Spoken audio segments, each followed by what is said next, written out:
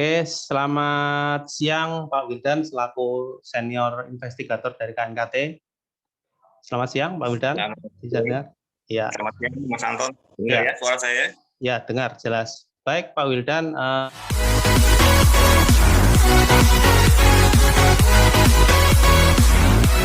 Ini kan kita tahu banyak kecelakaan juga disebabkan oleh faktor ban. Nah, salah satunya yang lagi mengemuka di masyarakat ini terkait ban vulkanisir. Nah, kami ingin tahu bagaimana sih sebenarnya ban vulkanisir itu, apakah aman, apakah memang tidak aman, dan kalau dikatakan aman itu seperti apa, dan kalau dikatakan tidak aman itu seperti apa, dan dari sisi aturan itu seperti apa. Nah, kami ingin mengetahui dari Pak Wildan selaku senior investigator dari KNKT yang selama ini banyak sekali melakukan investigasi di lapangan. Baik, Pak Wildan akan saya share terkait materi dari Pak Wildan. Ya, apakah sudah terlihat, Pak Wildan? Ya, di slide show aja agak gede coba. Oke, sudah terlihat ya? Oke. Ya, oke. Silakan, Pak Wildan. Jadi gini, Bapak Ibu sekalian, perlu Bapak Ibu ketahui, ini kadangkala ada persepsi yang keliru tentang ban ya. Dikiranya ban itu adalah satu gelondongan sudah jadi ya seperti itu. Padahal bukan. Ban itu sebenarnya terdiri dari dua bagian. Yang pertama adalah casingnya, kemudian yang kedua adalah namanya tread atau telapak. Jadi pertama kita bicara casingnya dulu. Casingnya itu ada dua macam, ada bentuk radial, ada yang disebut dengan ban bias. Kalau ban radial berarti struktur pembentuknya dari kawat baja, dia bentuknya melintang kayak gini. Kemudian kalau ban bias atau ban bias itu struktur pembentuknya dari nilon, dia menyilang-nyilang diagonal, jadi kayak bentuk segitiga-segitiga nanti. Dia lebih rapat nanti, bentuknya adalah seperti itu untuk ban bias. Nah, yang disebut dengan vulkanisir itu sebenarnya ganti tread. Jadi kalau di pabrik ban orang udah bikin casingnya udah jadi, kemudian ditempelin tread namanya, telapak ban, ditempelin. Nah, kalau orang menyebut vulkanisir ya sebenarnya ganti tread itu telapak. Kenapa sih ban dikasih telapak atau dikasih tread tadi? Sebenarnya fungsi telapak tadi adalah untuk buang air loh. Jadi kalau kita kendaraan itu melewati jalan ada genangan air, itu adalah untuk buang air, nyipak air. Kalau Bapak Ibu lihat di mobil motor balap itu banyak halus ya, kayak gundul banget itu. Ya karena jalanannya kering dan skid resistennya terjaga, maka dia nggak kemungkinan tergelincir, nggak ada karena air. Nah, tapi di jalan umum itu kita nggak bisa jamin, makanya kemudian pabrik ban, industri ban di jalan dibuatlah tread tadi, ada semacam lubang-lubang dan sebagainya untuk itu. Nah, yang jadi masalah sekarang ini kadang-kala pemahamannya kalau yang namanya vulkanisir itu adalah sesuatu yang buruk, yang jelek, berarti udah tidak sesuai. Nah, ini anggapan keliru. Anggapan orang kalau vulkanisir berarti ban yang sudah usang kemudian dijadikan baru lagi. Bukan, vulkanisir itu sebenarnya ganti daripada tread atau lapisan atasnya. Sementara casingnya sendiri ya nggak bisa diapa-apain. Saya ambil contoh gini, di pesawat ya, pesawat itu beratnya dibandingkan truk nggak ada apa-apanya. Pesawat Airbus seri A itu 560 ton, truk itu paling berat 50 ton, bandingan 10 kali lipat beratnya. Kecepatannya pada saat touchdown menyentuh runway itu kecepatannya 300 km per jam. Truk itu berapa kecepatannya? Maksimal paling 50 kalau di jalan. Nggak sebanding. Tapi di pesawat itu namanya ban bisa divulkanisir sampai 5-6 kali. Caranya gimana? Iya, karena mereka menjamin bahwa vulkanisirnya ini dilaksanakan dengan baik dan benar. Artinya gini, mereka melihat apakah casingnya itu masih bagus enggak. Selama casingnya masih bagus, maka dia bisa ditempeli tread.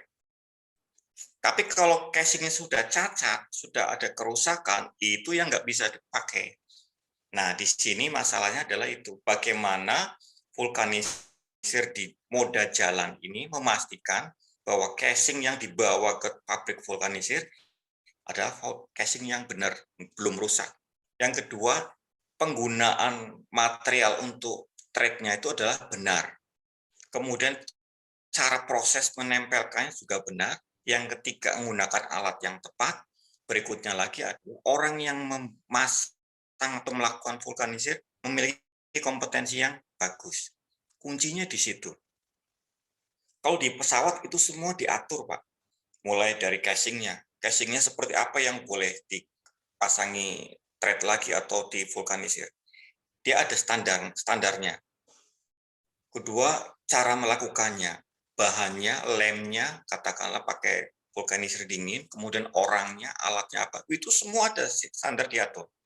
Nah, di jalan itu enggak ada yang mengawasi, enggak ada yang mengatur. Ini menjadi celah kita. Sehingga berulang kali KNKT menyatakan vulkanisir itu teknologi baik. Bapak Ibu bisa bayangin coba, kalau ban kita itu enggak boleh pakai vulkanisir. Wah, ada banyak ban bekas di Indonesia yang sebenarnya casingnya masih bagus. Seharusnya dia bisa dipakai 2-3 tahun lagi, tapi karena telapak atasnya sudah mulai tipis, dia dibuang begitu saja. Sayang banget. Akhirnya apa? Jadi limbah. Limbah ban itu luar biasa, merugikan lingkungan. Kasihan masa depan anak cucu kita. Jadi dalam hal ini KNKT sangat mendukung program vulkanisir. Karena apa? Itu yang akan menyelamatkan anak cucu kita ke depan dan safety tetap terjaga. Sedangkan kalau kerusakan ban, penyebabnya bukan di vulkanisir. Next, coba. Next. Berikutnya, nih yang pertama yang ban kerusak itu adalah penyebabnya masalah tekanan angin. Jadi kalau ada tekanan angin, pengemudi kadang-kala mengabaikan. Tekanan anginnya kurang atau tekanan anginnya lebih. Tadi saya ceritakan, ban itu ada dua macam, ban radial dan ban bias. Ban radial itu terbuat dari kawat baja. Hati-hati kalau menggunakan ban radial. Bapak Ibu ingat kawat itu kayak apa? Kawat kalau ditekuk berkali-kali, dia putus. Tapi kalau dipanteng, dia tahan. Sehingga apa? Ban yang terban radial, kalau sering anginnya kurang, maka dia akan putus benangnya, kawat pengikatnya, dan ini menyebabkan ban meledak. Sementara sebaliknya, ban bias itu pembentuknya adalah benang. Benang itu ditekuk berapa kali aja nggak masalah, tapi dia nggak tahan di panteng. Nah, ini hati-hati. Truk-truk kita yang overloading sukanya ngisi angin sebanyak-banyaknya. Padahal apa? Yang namanya bus dan truk sebagian besar menggunakan ban bias. Jarang ada yang menggunakan ban radial. Ban radial itu hanya digunakan di mobil penumpang. Nah, ban bias kalau terlalu kencang, maka benangnya mudah putus. Jadi yang menyebabkan ban pecah di truk atau bus itu biasanya adalah karena bannya terlalu keras, karena menahan beban yang berat. Nggak tahan, benangnya putus. Ketika putus, lemah, casingnya pecah di situ. Nah, Bapak bisa lihat. Next. Nah, kadang-kala gini, saya sering kali mendapat pertanyaan, berapa sih umur teknis ban? Kalian apakah 4 tahun, 5 tahun, 3 tahun? Itu hanya mitos. Umur ban itu dipengaruhi dari penggunaan dan perawatannya. Bagaimana kondisi infrastruktur jalannya, kondisi beban muatannya, kecepatan rata-rata kendaraan, tekanan udara dalam ban, temperatur udara luarnya, kemudian adalah keselarasan dan keseimbangan roda, kemudian karakter pengemudi. Next, coba saya kasih contoh ini. Slide berikutnya. Ini adalah terkait dengan apa nih? Jenis jalannya. Jenis jalan aspal dengan jenis jalan beton, paving block, kemudian jalan yang rusak, jalan tanah dan berbatu itu sangat mempengaruhi umur daripada lapisan telapaknya. Jadi kalau misalkan lapisan telapaknya itu tergantung daripada di mana kendaraan itu lewat. Kalau kendaraan itu banyak lewat di jalan yang tanah dan batu, umurnya hanya 20%. Sementara kalau dia berjalannya di jalannya aspal yang halus, maka umurnya bisa 100%. Ini contoh dari tipe jalan. Nah, jalan beton itu hati-hati, dia umurnya cukup banyak. Jadi kalau kendaraan banyak lewat di jalan beton, maka dia umur telapaknya lebih cepat aus. Next. Ini adalah terkait dengan bebannya. Ya, kalau bebannya itu sampai muatannya dimuati sampai dengan 2 kali lipatnya, maka umur teknis ban itu akan menurun. Dan ini yang jadi masalah, bukan masalah pada thread, bukan masalah lapisannya, tapi adalah casingnya. Casingnya nggak akan mampu menahan. Jadi ketika itu dimuati berlebih, casingnya tadi ikatan-ikatannya akan putus. Ketika putus ini dia nggak bisa lagi divulkanisir. Jadi kalau yang rusak adalah di casingnya, maka ban ini sekalipun baru usia 1 tahun, dia nggak mungkin bisa divulkanisir. Karena yang rusak casingnya. Yang bisa divulkanisir hanya kalau thread-nya halus.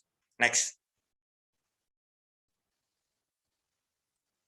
Nah, ini adalah kecepatan. Ini kaitannya bukan dengan casing, tapi dengan thread lagi. Jadi kalau kecepatannya semakin tinggi kecepatannya, maka umur teknisnya makin cepat berkurang.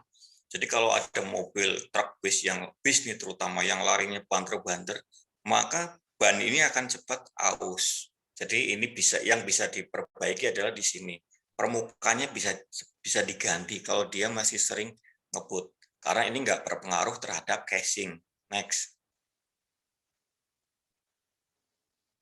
Kemudian ini terkait dengan masalah tekanan angin ya. Jadi kalau tekanan anginnya sering kurang, maka dia akan cepat. Ini kaitannya adalah dengan casing ya.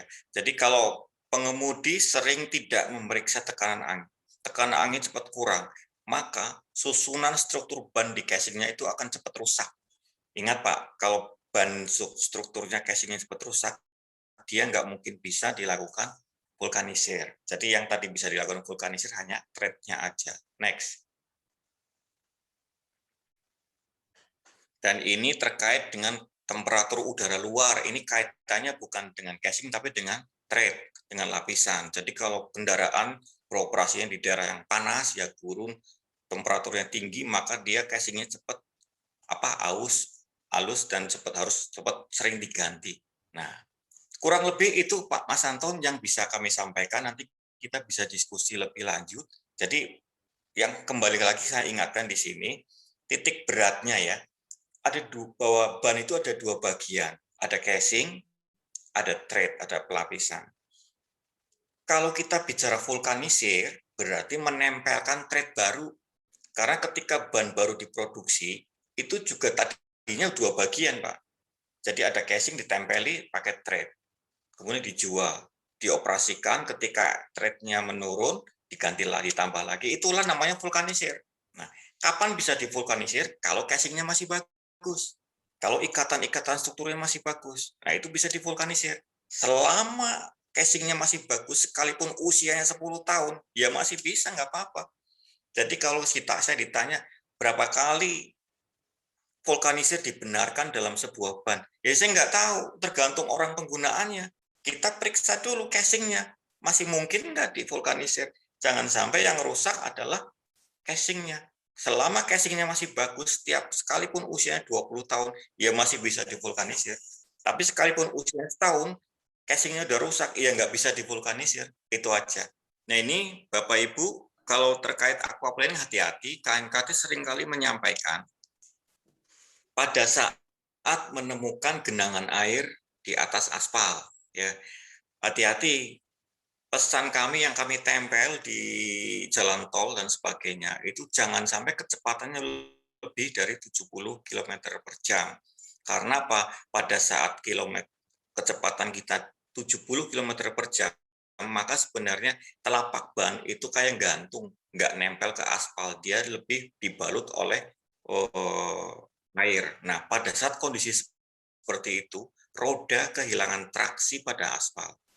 Pesan saya, kalau Bapak Ibu mobilnya terkena aquaplaning, 1, jangan direm.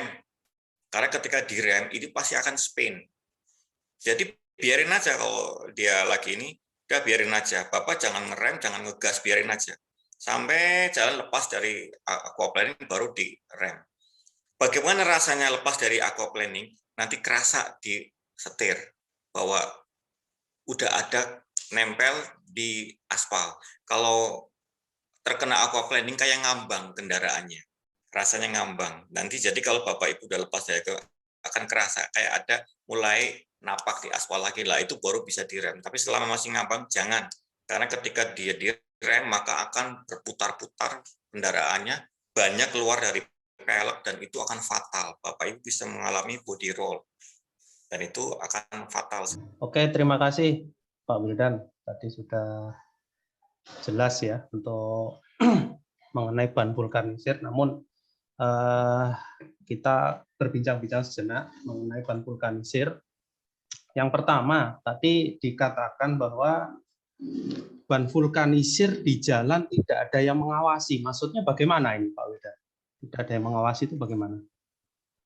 Kalau di dunia penerbangan itu ada standarnya. Perusahaan yang membuat vulkanisir ban pesawat itu harus terdaftar. Pada saat daftar, dia dites dulu kompetensinya, SOP-nya, alatnya, ya. Kemudian nanti juga dilakukan audit atau surveillance secara berkala. Dipastikan mereka melakukan prosesnya dengan baik dan benar. Nah, di Indonesia vulkanisir ban yang untuk jalan, saya bicara untuk jalan ya, ini belum sampai ke sana. Contoh mulai dari perizinan. Pada saat mendirikan perizinan vulkanisir, kita belum punya standar nih, mengacu. Siapa sih orang yang kompeten melaksanakan vulkanisir ban, alatnya seperti apa, prosesnya siapa yang melakukan. Itu yang saya maksud Mas Anton. Jadi sebenarnya caranya memvulkanisir ban pesawat dengan di jalan dia sama persis. Cuma bedanya di sana dijamin orangnya benar, prosesnya benar, alatnya benar, di jalan nggak ada yang menghandle. Makanya kemarin saya minta Kementerian Perindustrian agar melaksanakan kewajiban ini. Baik, Pak Wildan. Dan kalau belum ada pengawasan, nah di lapangan ini kan sudah banyak sekali tuh bengkel-bengkel di pinggir-pinggir jalan melakukan vulkanisir. Nah, kalau tidak ada standar yang jelas, apakah nggak bahaya vulkanisir yang diselenggarakan di pinggir-pinggir jalan itu, Pak? Nah ini dia, ini kalau ibarat orang nih ya, nah kalau saya bicara analogi berpikir aja, ketika di rumah ada tikus, kemudian yang kita lakukan adalah membakar rumahnya. Nah di sini karena kita nggak mampu mengendalikan membuat peraturan tentang vulkanisir, menganggapnya vulkanisir bahaya. Ya, sama aja misalkan gini, anak kita yang umur 5 tahun, kita serahin pisau. Ketika dia kena pisau, kemudian kita di peraturan orang Indonesia yang mengatakan nggak boleh ada pisau di Indonesia, apa nggak keteteran kita nanti? Karena sebenarnya kita salah memberikan pisau pada anak umur 5 tahun. Sama dengan vulkanisir. Kita salah memberikan kewenangan atau hak untuk melakukan vulkanisir pada orang yang salah. Sehingga kemudian Kementerian Perhubungan mengeluarkan regulasi vulkanisir dilarang. Di sini sebenarnya sama aja kita analogi berpikirnya tadi. Ketika kita memberikan pisau kepada anak umur 5 tahun dan dia terpotong jarinya, kemudian kita membuat regulasi nggak boleh ada pisau di Indonesia. Itu kan salah kaprah. Seharusnya kita membuat aturan jangan sampai anak kecil megang pisau gitu aja. Kayak di sini vulkanisir. Vulkanisirnya jangan dilarang. Vulkanisir itu teknologi baru dan teknologi bagus dan berlaku di dunia internasional. Jangan dilarang. Tapi kita kendalikan siapa yang boleh memvulkanisir, itu aja. Kalau sekarang kan dilarang kan justru Iya, Pak. Iya kan dilarang nggak boleh, bisa harus nggak boleh pakai vulkanisir. Seolah-olah vulkanisir itu teknologi jahat. Bukan, itu teknologi bagus. Kita aja yang keliru menafsirkan. Ya, kalau nggak salah depan yang dilarang, yang ban belakang itu masih diperbolehkan. Namun kalau tidak ada standarisasi kan bahaya juga. Jadi tidak ada standar seperti apa ban vulkanisir yang aman itu. Nah, menurut hemat Pak Wildan bagaimana itu harusnya industri vulkanisir ini? Saya katakan, saya coba apple to apple ya. Yang namanya ban itu kan bagian kendaraan atau pesawat yang nempel di aspal langsung menanggung bebannya. Kalau kita apple to apple nih, antara pesawat dengan kendaraan, ya nggak ada bandingannya. baik dari berat maupun kecepatannya. Artinya sebenarnya vulkanisir mau di depan belakang sama aja.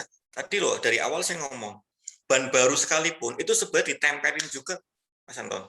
Iya. Jadi orang itu bikin ban itu casing dulu, begitu casing udah jadi ditempelin namanya thread. Thread itulah pelapis itulah vulkanisir, ditempel cep direkat. Nah, pada saat vulkanisir baru ya sama persis prosesnya dengan publik pada saat pertama kali beli. Jadi nggak masalah depan belakang mau apa, yang penting cara vulkanisir yang benar. Berarti Pak Wildan setuju kalau seumpama depan itu vulkanisir juga diperbolehkan gitu ya? Saya nggak bilang mau depan belakang, cuma saya ngatakan vulkanisir mau depan belakang samping kiri kanan nggak ada masalah. Yang penting cara memvulkanisirnya benar, itu aja. Oke Pak.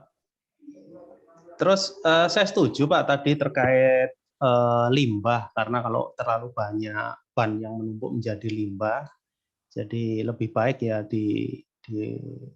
divulkanisir gitu ya, tetapi dengan standar-standar yang sudah diterapkan. Saya nggak tahu ada standarisasinya atau belum seperti itu. Jadi kalau memang sudah ada standarisasinya, vulkanisir ini bagus sekali untuk mereduksi limbah-limbah yang ada selama ini. Nah, untuk kasus ban vulkanisir ini Pak Wildan, ini kan banyak sekali kalau yang vulkanisir itu untuk kendaraan-kendaraan berat. Kendaraan-kendaraan kecil itu jarang yang dilakukan vulkanisir. Dan kasus kecelakaan saya baca di berita, menurut KNKT 80% di tol itu disebabkan oleh kendaraan kecil yang kurang tekanan. Nah, kendaraan besar malah jarang ini. Nah, menurut pandangan Pak Wildan bagaimana ini, kok kendaraan kecil malah yang paling banyak kecelakaan dan tekanan anginnya rata-rata kurang karena sidewall-nya rata-rata yang pecah duluan seperti itu. Jadi gini, tadi saya katakan bahwa ban itu kan ada dua macam. Ada ban bias, ada ban radial. Kalau kendaraan besar, itu kebanyakan menggunakan ban bias. Kemudian kalau ban kecil, hampir semuanya menggunakan ban radial. Ban radial ini struktur pembentuknya kan kawat baja dia. Jadi kalau ininya kurang, dia akan nekuk, patah. Ya, patah ini akan melemah struktur. Selain itu, yang jadi masalah pada saat tekanan angin kurang, itu ban dengan pelek akan bumpy dia, gini. Nah, pada saat bumpy ini yang pengaruh adalah dua macam. Satu, kecepatan. Dua, ketidakrataan jalan. Jadi kalau sebuah kendaraan melaju dengan kecepatan tinggi di jalan yang tidak rata, maka ban dengan pelek akan bumpy. Pada saat bumpy, maka temperatur di dalam ban akan naik. Nah, pada saat dia naik mencapai suhu polimerisasinya, jadi gini, ban itu dibentuk melalui sistem polimerisasi. Ban itu bukan karet alam, dia adalah karet ini sintetis dari berbagai macam. Itu melalui proses pemanasan namanya polimerisasi, temperaturnya antara 110 sampai 150. Kalau temperatur di ban itu mencapai angka mulai 110, maka ban itu strukturnya akan kembali memuai ke struktur pembentuknya. Yang paling lemah adalah di bagian penjepitnya, di sidewall-nya, di bitnya. Dia akan lepas. Ketika dia lemah, itulah pecah ban. Ini akan tampak pada semua jejak pecah ban kendaraan pribadi, baik yang di Sentul maupun di Madiun Ngawi. Itu kami menemukan jejak warna keunguan, biru keunguan, dan ada namanya semacam chicken crack. Ya, jadi itu ada jejak polimerisasi. Panasnya terlalu tinggi, kemudian mulai kembali memuai kepada struktur pembentuk. Jadi di sini kendaraan kecil itu dia akan mengalami pecah ban kalau tekanannya kurang. Dua, dia akan melakukan perjalanan panjang dengan kecepatan tinggi pada jalan yang tidak rata. Tidak rata ini bukan jalan yang ini ya, yang rusak, bukan, jalannya mulus, tapi dia irinya jelek. Jadi ketidakratanya, jadi sering dia bumpy gini. Ya. Oke. Nah ini bahaya. Ya, oke Pak Wildan, untuk tadi ban pecah jelas. Nah, ini yang terakhir nih Pak Wildan sebelum diakhiri terkait ban lagi ya Pak Wildan. Nah, kejadian banyak pecah ban, ya. Terus masyarakat sebenarnya sudah tahu ban itu sebenarnya perlengkapan vital pada kendaraan karena dia menopang beban yang ada pada kendaraan beserta muatannya.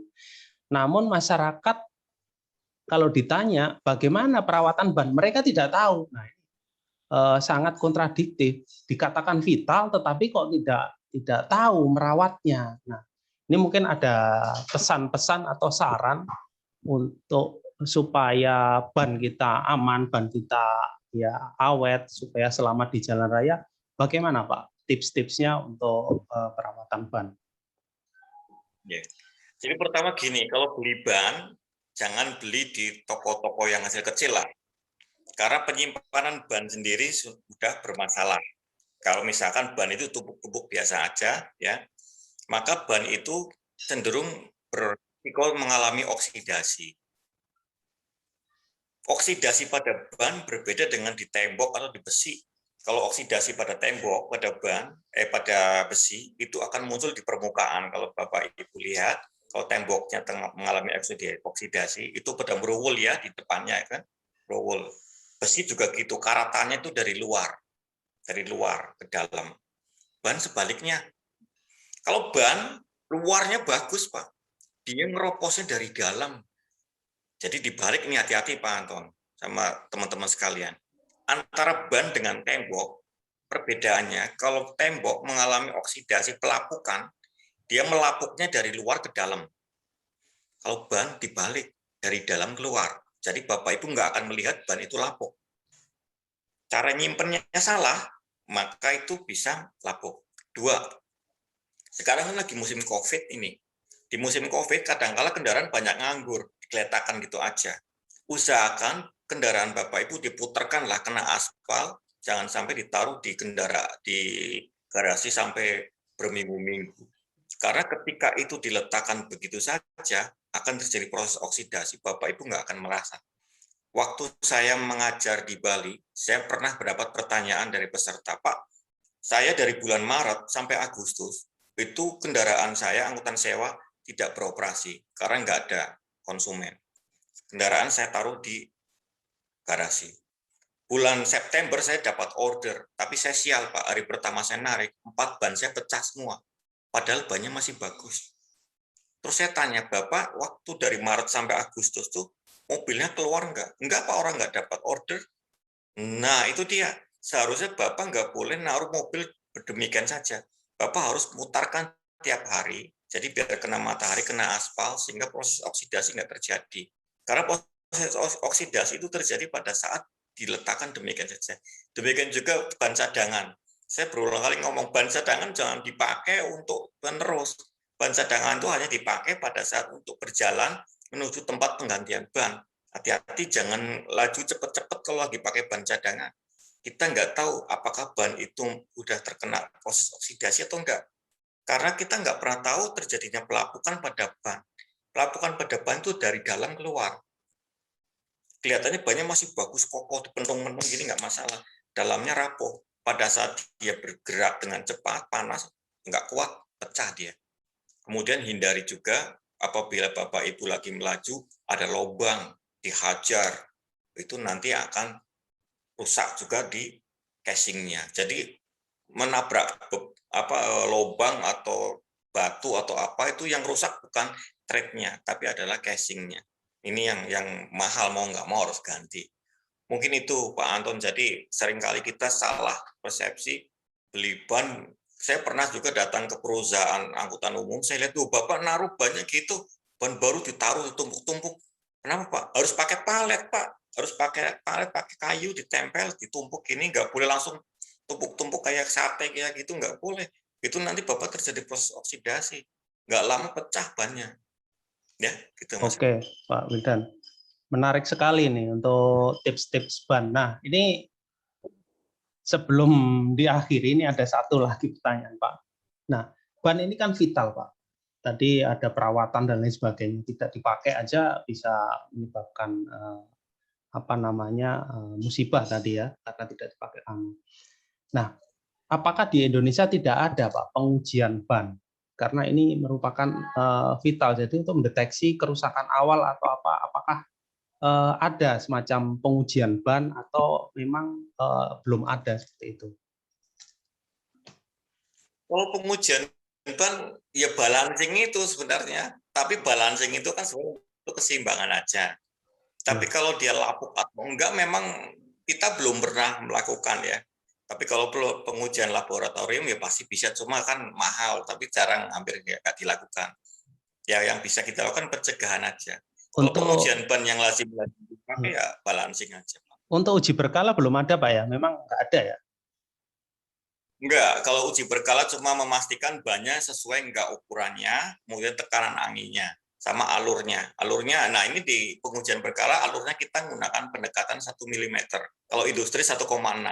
Padahal standarnya ATPM lain-lain, ada yang 3 mm malahan dan sebagainya. Tapi di pengujian minimal 1 mm. 1 mm ya kalau di pengujian ya. Iya. Oke. Baik Pak Wildan, terima kasih ini bincang-bincang terkait ban. Jadi tadi kita sudah bahas ban vulkanisir, pandangan Pak Wildan terkait ban vulkanisir tadi, terus tips-tips mencegah ban supaya tidak pecah. Jadi memang ban pecah itu saya lihat di berita itu hampir setiap minggu itu ada kejadian ban pecah di jalan tol, dan itu selalu berakibat fatalitas di jalan tol dan kendaraannya rusak parah karena terjadi rolling dan guling. Karena memang dari pengendara kemungkinan tidak dilakukan pengecekan dulu ban sebelum bepergian jauh, dimuati muatan penuh mungkin, terus tekanannya berkurang, akhirnya jalannya tidak rata, terjadi bumpy, lapisan sidewall-nya sudah nggak kuat lagi sehingga terjadi pecah ban dan terjadi fatality. Nah, ini kita harus mulai sekarang kita harus pahami karakteristik ban, kita harus menjaga ban supaya ban dalam kondisi prima, karena ban ini merupakan aspek vital pada kendaraan karena dia yang menopang dari beban kendaraan beserta muatan. Baik Pak Wildan, terima kasih atas waktunya. Semoga nanti kita dapat berbincang-bincang kembali di channel Edu Tranjaya sehingga kita bisa mengedukasi masyarakat semua mengenai keselamatan berkendara di jalan raya. Baik, terima kasih Pak Wildan atas waktunya. Wassalamualaikum warahmatullahi wabarakatuh. Waalaikumsalam warahmatullahi wabarakatuh.